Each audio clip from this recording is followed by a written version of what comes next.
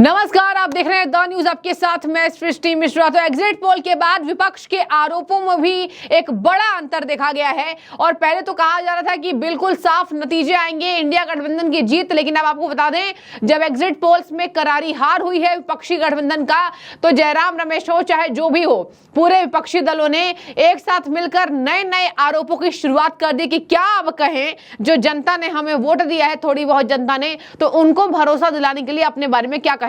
हार का ठीकरा तो भैया किसी पे तो फोड़ना है। तो चुनाव आयोग, मीडिया, इलेक्शन कमीशन, सब पे, बिल्कुल सब पे ठीकरा फोड़ा जा रहा है। और देखिए अमित शाह पर टिप्पणी करके यहां फंस गया। लेकिन इसके पहले मैं आपको बड़ी खबर बता दूं, एक चर्चा जोरों शोरों से चल रही है।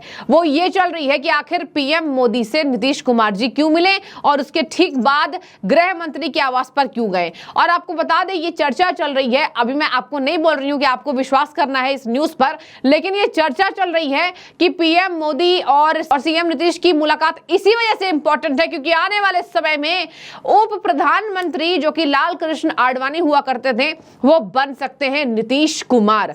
और नीतीश कुमार को बड़ा पद मिल सकता है क्योंकि नीतीश कुमार ने पीएम मोदी के साथ एक बार फिर से विश्वास जताया। अंतिम समय में कैबिनेट में जगह देने को लेकर वो नाराज हो गए थे, उसके बाद उनके एक नेता को जगह दी गई थी। और बता दें आपको इसी वजह से नीतीश कुमार पर चर्चा तेज चल रही है। बता दें आपको पिछले बार जेडीयू कोटे से आरसीपी सिंह मंत्री बने थे, इसी वजह से ये लिहाजा ये बैठकें इंपॉर्टेंट मानी जा रही है। लेकिन उप प्रधानमंत्री बनेंगे या नहीं बनेंगे, या फिर और कोई बड़ी जगह मिलेगी और फिर से सीएम रहेंगे, ये तो देखने वाली बात होगी। आपको बता दें इसी बीच नीतीश कुमार से जो मुलाकात है ये महज एक शंका है और इसके लिए कोई पत्ते नहीं खोले गए हैं। ना बीजेपी ना जेडीयू कोई कुछ नहीं बोल रहा है। और नीतीश कुमार वैसे भी एक बड़े नेता हैं जमीनी स्तर पर, तो बीजेपी ने उनको आश्वासन दिया होगा। उसके बाद उन्होंने देखिए पलटी भी मारी और पलटी मारने के बाद खूब बदनामी भी झेला। लेकिन इसी बीच अगर बड़ा पद मिल जाता है तो सोने पर सुहागा।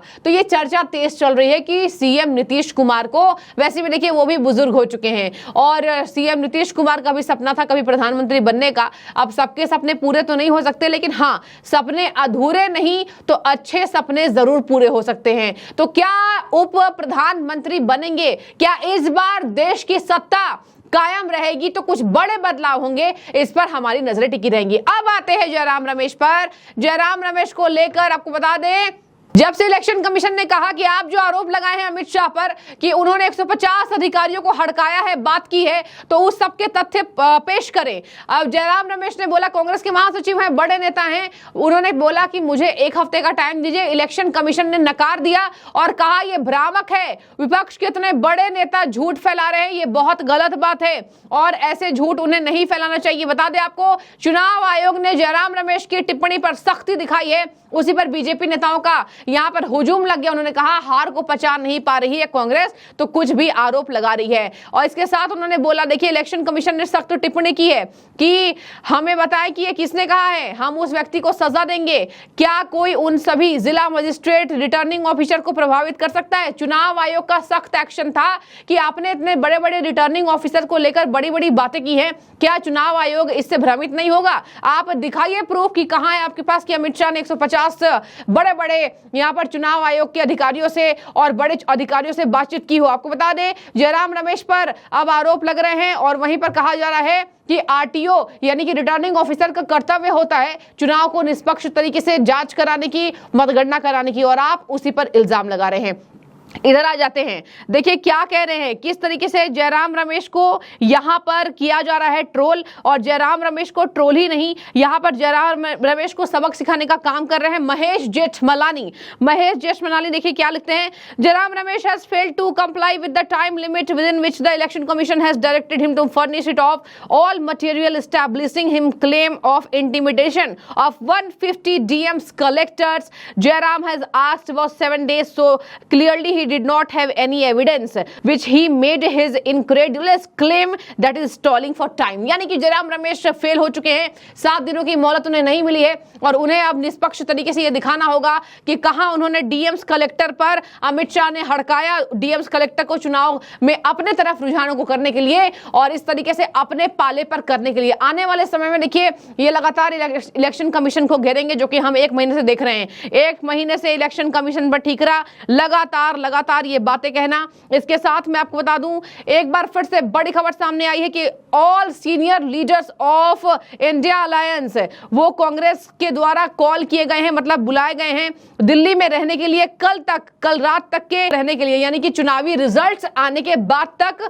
और मॉर्निंग में ही सभी नेताओं का तांता लगेगा। इवन मैं आपको बता दूं, ममता बनर्जी ने भी इस पर पॉजिटिवली स्टैंड लिया है और मीटिंग जो है वो इलेक्शन रिजल्ट्स आने के बाद होगा और परसों मॉर्निंग तक सभी नेताओं को यहां रहना होगा। आपको बता दें, दिल्ली के अंदर बात हो रही है और कहा जा रहा है कि अगर एक्सपेक्टेशन के हिसाब से रिजल्ट्स नहीं आएंगी तो कहा जा रहा है फिर असेसमेंट होगा और प्रेस कॉन्फ्रेंस किया जाएगा और प्रेसिडेंट यानी कि कांग्रेस के प्रेसिडेंट की बात हो रही है, मल्लिकार्जुन खड़गे के साथ मीटिंग की जाएगी और इन सब बातों का स्पेक्युलेशन किया जाएगा कि आखिर क्या हुआ, क्यों हार हुई और हमने जो एक्सपेक्ट किया था उस पर सीटें हम क्यों काबिज नहीं हो पाए हैं, ये कांग्रेस के सोर्स ने कहा है। देखने वाली बात होगी कि कल चुनावी रिजल्ट्स के आते कुछ घंटे शेष हैं और आपके टीवी स्क्रीन पर कल 7 बजे के बाद से चुनावी रुझान आने शुरू हो जाएंगे। इस बार एग्जिट पोल्स ने 400 का नारा जो मोदी ने दिया उसको पार करते एग्जिट पोल्स दिख रहे हैं, लेकिन देखने वाली बात होगी विपक्ष जो कह रहा है कि कुछ सीटें कम आएंगी, ये सही नहीं है। अब कल क्या होता है, लेकिन अगर कल कुछ होता है तो ये वो हो सकता है कि या तो सीटें कुछ कम आए, लेकिन ये तय है कि मोदी 3.0 की सरकार यानी कि शासन आने वाली है एग्जिट पोल्स के हिसाब से। अब आपकी क्या राय है, जयराम रमेश को लेकर आपकी क्या टिप्पणी हो गई, जरूर इस पर अपनी राय लिखिएगा। शुक्रिया आपका द न्यूज से जुड़ने के लिए। चर्चा करने वाले सूत्र की जानकारी रखते हुए माननीय मुख्यमंत्री नीतीश कुमार जी राज्य के मुख्यमंत्री हैं और यह गौरव प्राप्त है कि संयुक्त राष्ट्र संघ ने राउंड टेबल कॉन्फ्रेंस में इनको क्लाइमेट लीडर कहा है। अब पार्टी नेतृत्व में वह लोकतांत्रिक तरीके से काम करते हैं तो कोई भी आधिकारिक फैसला तो पार्टी लेगी ना, और इसकी औपचारिक जानकारी मुझे न है न मुझे दी जाएगी। साथ ही साथ अब माननीय मुख्यमंत्री नीतीश कुमार जी दिल्ली प्रवास पर हैं। अब किस कारण से गए, व्यक्तिगत दायित्व है, क्या कारण है, इसकी मुझे औपचारिक जानकारी नहीं। देखिए, ये तो सब लोग जो एग्जिट पोल दिखाया गया है इस पर कई सवाल खड़े हो रहे हैं। हर लोग सवाल खड़े कर रहे हैं कि ये सरकारी एग्जिट पोल है, सरकार के इशारे पर इस तरह से दिखाया गया, ये तो सब लोग बोल रहे हैं। अब ये सरकार कुछ घंटों की मेहमान है, 24 घंटे में सरकार की विदाई तय है। अब एग्जिट पोल में भले ही खुशफहमी में रहे 24 घंटे, लेकिन इसके बाद एग्जैक्ट पोल जो आएगा उसमें इंडिया गठबंधन की ही सरकार बननी है। ये बात सबको ध्यान रखना चाहिए। ये मनोवैज्ञानिक दबाव बनाने के लिए इस तरह दिखाया गया है और इस पर हर लोग सवाल खड़े कर रहे हैं। देश की जनता ने बदलाव के लिए वोट किया है, वो दिखा है, लेकिन वोट में जिस तरह से दिखाया जा रहा है अनुमान एग्जिट पोल में, ये सरासर गलत है। ये इसको हम लोग भी नकारते हैं, इसमें कोई सच्चाई हकीकत से वास्ता नहीं है।